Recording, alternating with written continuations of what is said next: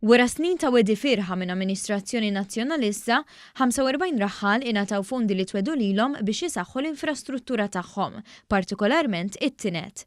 Ħabbar dan is-Segretarju Parlamentari Clint Camilleri li spjega kif il-Gvern temm proċess importanti ma' raħħala tal-baqar li kienu ilhom 12-il sena jistennew dawn il-fondi. Baqa l-aħħar ftit raħħala li se nkunu qegħdin nħallsuhom għall-investimenti li għandhom u biex ngħidu hekk nkunu jistgħu mbagħad ukoll jagħlqu id-dejn li għandhom għall-banek tagħhom ikun jistgħu jkomplu mbagħad jikbru fl-attività agrikola tagħhom. Ir-raħħal Awċi Crispin Parnis stqar li għal diversi snin kellu jiddejjen u żamlura milli jimxi l-qudiem minħabba nuqqas ta' fondi li kienu twedu lilu.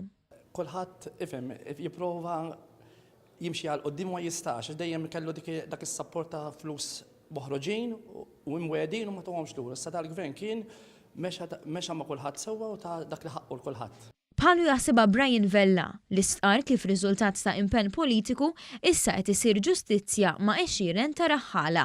Din kienet xi ħaġa li fiha li fuqha għamlu ħafna commitments ir-raħħala tagħna u kienu jgħodduha li hija parti mill-fondi li ħajħdu mill-Ewropa.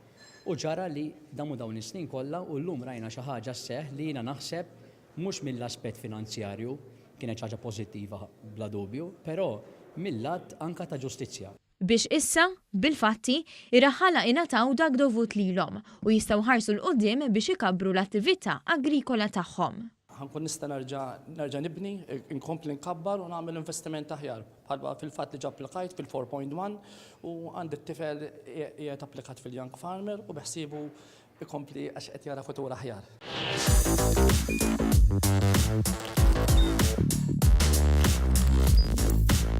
Idħol fuq one.com.mt u hemmhekk tista' tara l-programmi kollha li jxandru fuq One permezz ta' One Play.